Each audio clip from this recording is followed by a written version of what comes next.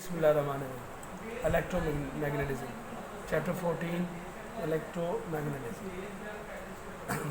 Electric current जो है ना ये प्रोड्यूस करते हैं मैग्नेटिक फील्ड, और चेंजिंग मैग्नेटिक फील्ड जो है ना ये इलेक्ट्रिक करंट पैदा करते हैं।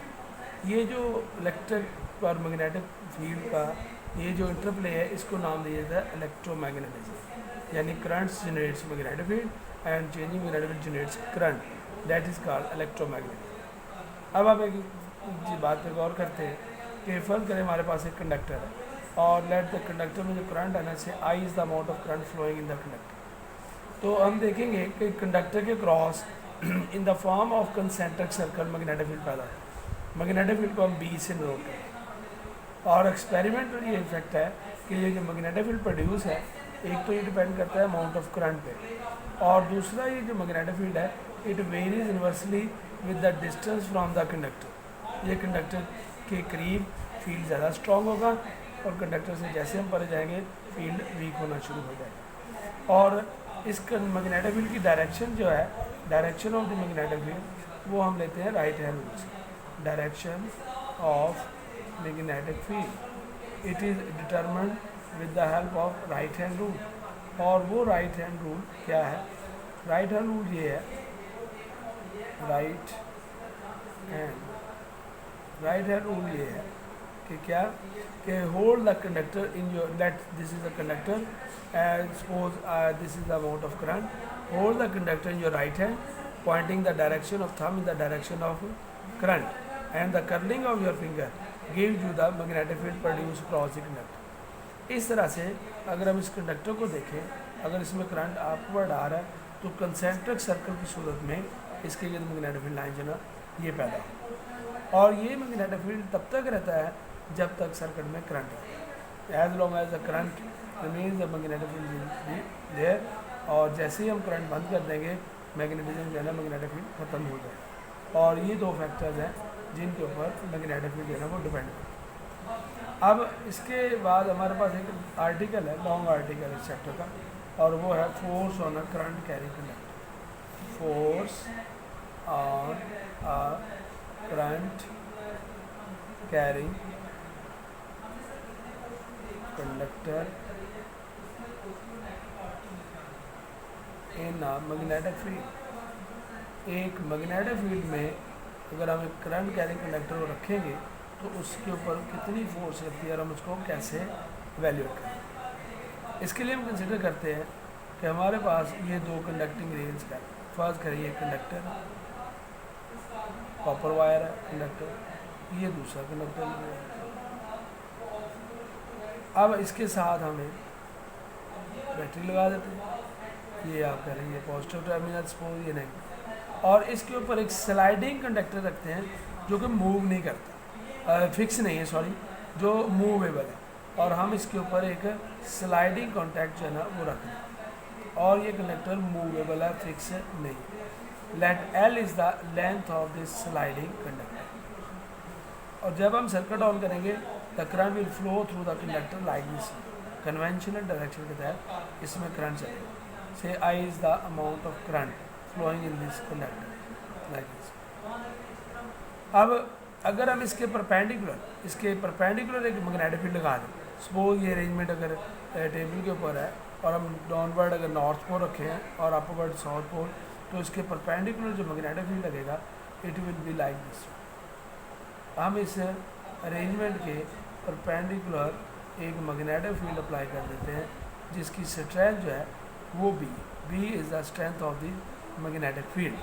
हमने इस अरेंजमेंट पे मैग्नेटिक फील्ड अप्लाई किया। Now this current conductor carrying the current is perpendicular to the magnetic field. ये मैग्नेटिक फील्ड के परपेंडिकुलर जो है वो करंट पास हो रहा है। L is the length of the conductor, B is the strength of the magnetic. We will observe there will be a force on the conductor towards right side, and this force is known as magnetic force. जैसे ही हम इस conductor में से current pass करेंगे the conductor will move toward your right side with the force produce by in this arrangement by the application of the magnetic force and the current through the conductor. ये magnetic force जो है ये किन चीज़ों पर depend करती है?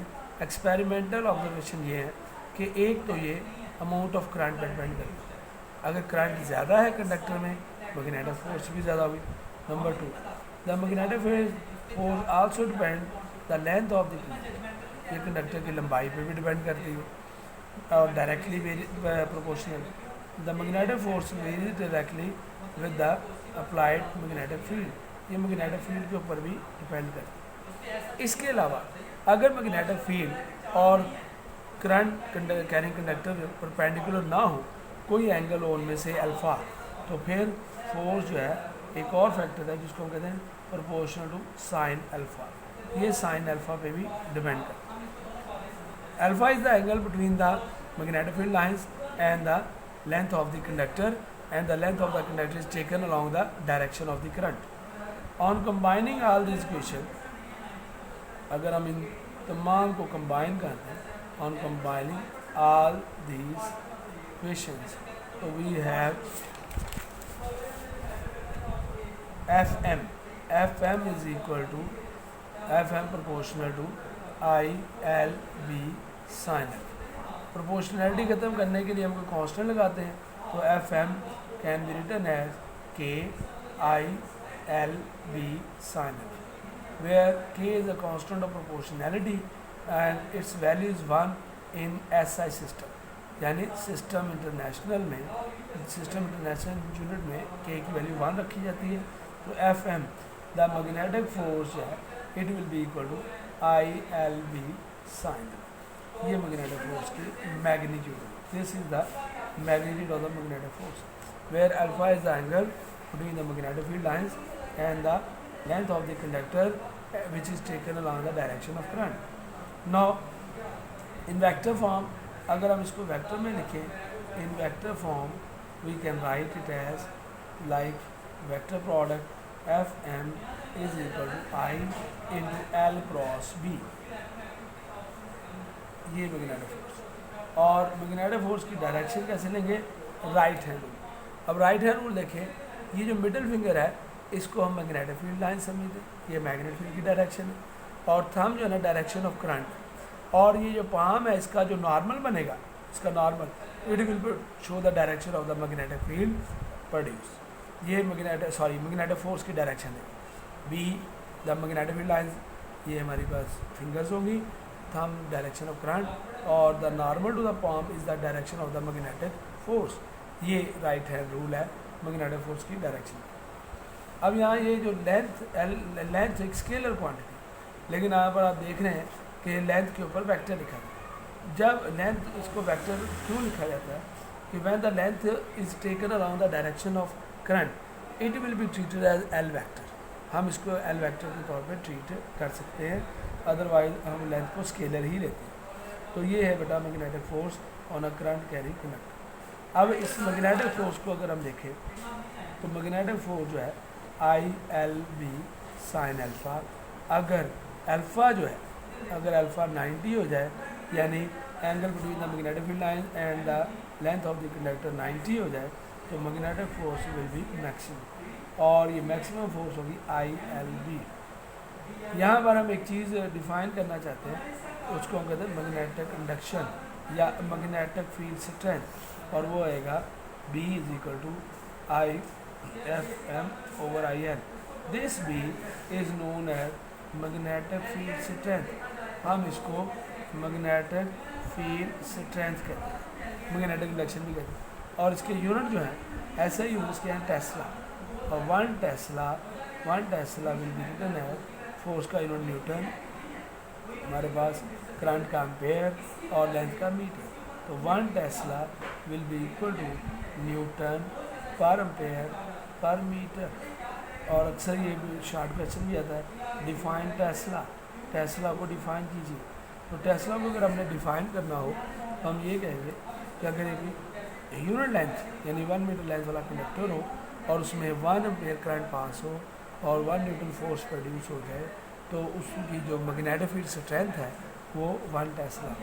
The strength of the magnetic field will be 1 Tesla if a current of 1 ampere passes through a conductor of 1 meter length produces a force of 1 Newton, इसको हम टेस्ला कहेंगे। और इसके छोटे यूनिट है गास, और 1 गाज जो होगा, 1 गाज जो है इज इक्वल टू 10⁻⁴ टेस्ला।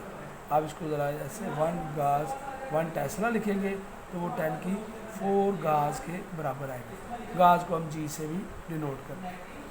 तो ये हमारे पास जो है ना, ये force on a current carrying conductor in the magnetic field एक इम्पोर्टेंट लॉ है। इसके बाद एक कुछ नोटेशन याद रखिए। सम टाइम हमें पेपर पे ड्रॉ करने के लिए हम डॉट सिंबल यूज़ करते हैं करंट या मैग्नेटिक फील्ड को। डॉट का मतलब होता है आउट ऑफ पेज।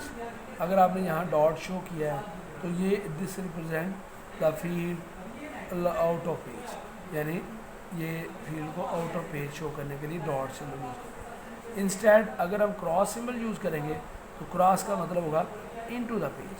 क्रॉस का मतलब होगा इनटू द पेज। आप ऐसे ही समझ लें कि जैसे dot out of the page के नीचे नॉर्थ पोल हो मैग्नेट का, ऊपर साउथ पोल हो, magnetic field lines will be out of the page. और अगर ऊपर नॉर्थ पोल है नीचे साउथ पोल है तो magnetic field lines entering into the page. तो हम करंट या मैग्नेटिक फील्ड को डॉट या क्रॉस के सिंबल में यूज़ करते हैं। तो this is our first article, the force on a current carrying